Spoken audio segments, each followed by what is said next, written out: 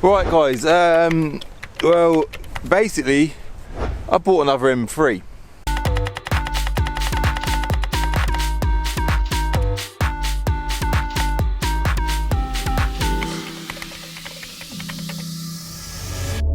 Thinking, need a light for the ideas. I'm in a splash zone with the brain waves. I shoot for stars up and my aim is straight. I lay in the sand line in the Palisades. I'm Alec Baldwin with the angry face. I'm Christian Bale with the black on black. Man, fuck these thoughts, I'd rather save the day. But if your man is a problem, then we can change the pace. Mom's is worried, I need to change my ways. I maybe got the crib, I need the redwoods. Rake the leaves up from the money trees. Plant the seed front and behind the scenes. I painted the dream how I live it. Was smart and beware they venom. I swear that I'm sick, I've got issues. I'm sick with these bars, bitch, I'm privileged. Bent off a sips of elixir. Bankroll need them commas and digits. My mannered, I'm honest intended. Lay low, not too much for attention. But Ben has shit poppin', I mentioned. The shit in this life, I'm offended.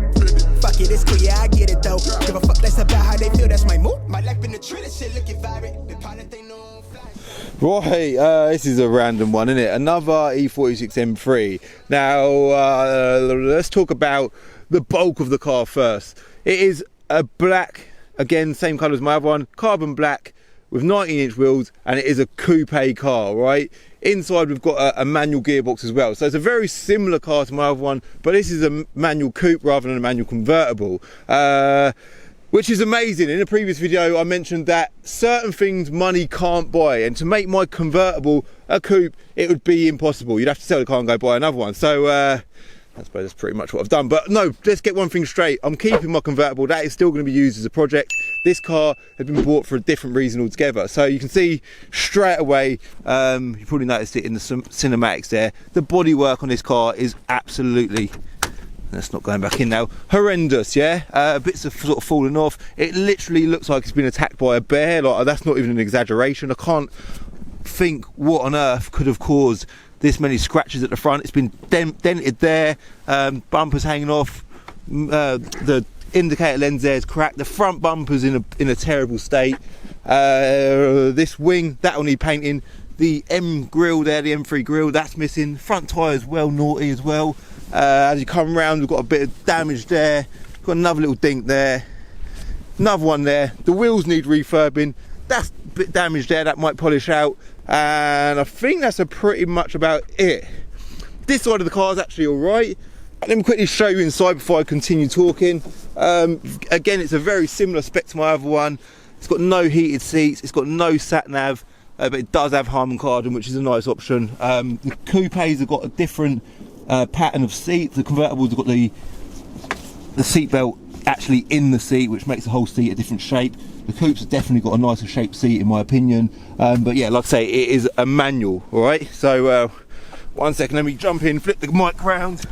So the reason why I bought this car is because I've obviously been looking at M3s a lot over the last few weeks, and I finally found the one that I wanted to use as my project car. If you don't know about that project car, basically I bought an E46 M3 convertible, and I'm going to strip it, take everything off and put it on an estate car and build an E46 M3 estate, and then I'm going to turbocharge it as well. So it's going to be a special car. If you ain't subscribed for that journey, make sure you hit subscribe for that. But this car, I got offered this car in the process of looking at other M3s, and I just thought there's no way I can buy this car and strip everything off of this car, take a very good M3 off the road, and yeah, end up scrapping it to build an estate project. So I kind of put it to the back of my mind, and it was basically a friend in the trade that had bought it at an auction, and he said, yeah, Cal, I bought this car and it needs a bit of TLC.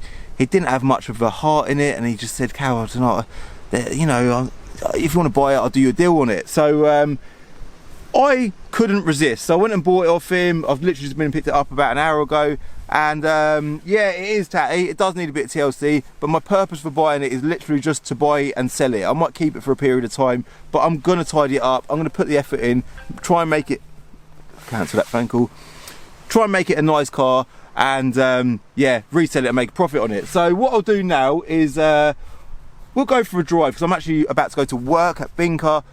I'll jump in it, go for a drive, and I'll continue to tell you a bit more about this car, right? Actually, before we get on, let me just explain to you quickly why I couldn't resist buying this car. Obviously, it's a black manual coupe, we already know that, but, you know, that can be bought anywhere, really, can't it? I did buy it for the right money as well, that's also important, but the other reasons why I wanted to buy this car are it's done 105,000 miles, which ain't like, it ain't terrible. It's good mileage, isn't it? 105,000 miles is bloody good mileage. It ain't like really low. I think people mentally like to see less than 100. I don't know why that's just always been a thing. But 105,000 miles is really good. But also a couple more things, which is something that I mentioned in a previous video. Some things money can't buy, and one of them is the fact that this car has got 2 former keepers. All right, so it's had 3 private owners from new, and something else, which is amazing, like little owners. I mentioned this in my previous sort of E46 M3 review video. Little amount of owners, doesn't matter what car you're buying, if it's, especially if it's a classic car, the least owners the better. It just helps the sale of the car. It doesn't matter if it's car's got 10 plus owners, but money can't buy a lower number on that logbook. You can't do that. So it doesn't matter about cosmetics and stuff. You can pay to get all these cosmetic stuff repaired. Money can repair that sort of stuff, but things like that you can't buy. And also the history on this car. So we've got M3 Coupe, blah blah blah.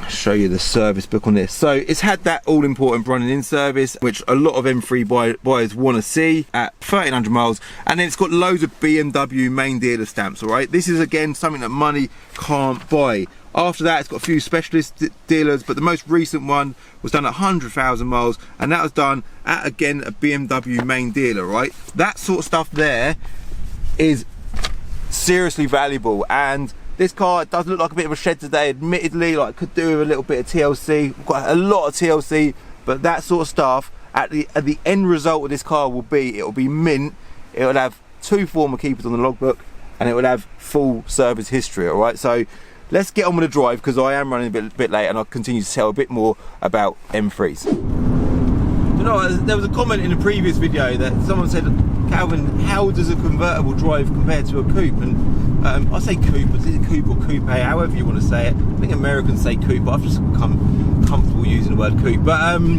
yeah, how does it compare? And honestly, like, I got in this car today and it is noticeably more stable and a bit more on point. I don't know, it is definitely because it's a coupe, but also because it's got slightly lower mileage. It seems like a better looked after car than the convertible one. And yeah, it does feel a bit more on point. It definitely feels lighter as well, which is a strange thing. Obviously convertibles are a little bit heavier. I don't know the statistics, but they do feel like they hold back a little bit. This feels bloody good, to be fair. I think statistically the convertibles are about 0.2 of a second slower to 60. Don't quote me on that, but I think it's there or thereabouts. And but yeah, it does feel, admittedly, the coupe does feel like a nicer thing to drive. So that sort of answers that question in the comments from the last video. Let me zoom out a little bit. But yeah, one thing I want to say is, like, don't watch my videos and think, bloody hell, this guy's just spending money all the time, like he's a big spender, buying cars, and this is what I do for a living, right? And I am not one of these spoiled bloody kids that have got loads of money and just splashes the cash and just gives it large all the time. That's not what I'm about. Me and my brother Leon started our business a long time ago, pretty much shortly after school. We just started buying and selling cars, and we started off with 1 car, and we've worked bloody hard together. We've been on it for years, and we've now got over 150 cars. And it's not, that sounds extremely impressive, and I'm very proud to be sat here saying that about myself. But we had a f***ing tough upbringing. It wasn't easy. Single parent, blah blah blah. I won't go into too much details, but it's all about just working hard, being on it. And it is as simple as, like, if you buy something, I don't just like buying and selling cars, I'll buy and sell anything. I wasn't the most academic person in school, definitely not the most clever person on the planet. I just like buying and selling things. So I'll buy and sell a watch, for example. I'll buy and sell a bloody mobile phone. I'll buy and sell a camera, literally anything. If I can make a profit on it, I'll buy it and I'll sell it. But my passion really is with cars. I love cars, so that's kind of how it will come about, and it's available for anyone to do. So if you want to get involved with the car trade, it's something I would highly recommend, man. If you're passionate about cars and you like to do a deal, it's an absolute no-brainer. All right, so this car, like I said, I got offered it and I couldn't resist it. It was just like, I've got my head really into the whole E46 M3 thing at the minute. I'm building this project. I love E46 M3s, and in my previous video I mentioned that this kind of setup, I mentioned that my mate Kevin Ives has got exactly the same car as this, a black manual coupe with a similar mileage. I think he's done slightly less mileage, and it just makes the car, it if you're going to buy one to keep and hope that it goes up in value, this is pretty much what you want to be buying. And stuff like that ownership and that service book, stuff like that makes this car a keeper. This definitely is a car. I won't be the guy that will own it and keep it, because as much as I would love to own it and keep it forever, I don't keep anything. As a rule, again, as a car trader, everything's for sale. You don't keep anything. If someone wanted to buy my house off me today, I'll sell it for the right money. It's just how, it's that mindset that allows you to keep expanding and keep growing. But it's also a great idea, a lot of people like to do it, to buy a car. Classic cars is a standard thing. Buy them, keep them for a period of time, and if providing you buy the right one at the right time, you will earn money in it. And this is a great example of that, which is exactly why I wanted to buy it and not restore it. I mean, make a project out of it and tear it apart and turn it into an estate car, but tidy it up, get it back to original state and resell it and make profit on it. So that is my plan with this car. If anyone's selling any E46 M3s, like I say, I'm not going to say I'm going to go out and specialise in them, but it's something that I'm going to actively look to buy and sell right now. I'm quite keen to buy more of them. So if anyone's selling any E46 M3s, do get in contact with me. I don't just want to buy this type of car. Again, this is a bit of advice to you as a buyer. If you're about to buy a car and you're quite rigidly looking at this kind of setup, don't. It's all about what something's costing. You don't want to costing, is that the right word?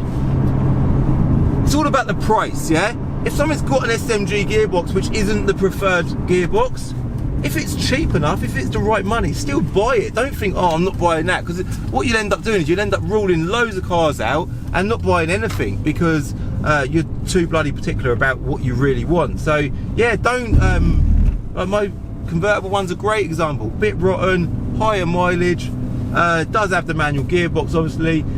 It's a convertible, which is not a preferred car for an enthusiast, but it's still a bloody good car. You can buy it for the right money, tidy it up, you'll sell it and you'll earn on it, alright? So don't let certain things scare you off. That's just, again, it's a rule across the board with cars in general. But yeah, so I am trying to buy and sell a few more, so if you do have anything for sale, let me know. I don't know what else I can really throw in this video. It's just a good example of what I feel is a keeper of an M3, alright? So I will take you on the journey with this car. This is not going to be an in-depth project car like my other one. That's a majority of my energy is going to go into that car there. And yeah, but I just wanted to introduce this to you lot on my channel today, alright? And again, just want to remind you, even things like spec, you can buy spec. If I wanted to put sat-nav in this car, I could pay and get sat-nav put in it. You can buy a sat-nav head unit on eBay at the minute for about 100 quid. So there, if spec you can buy, bodywork you can buy.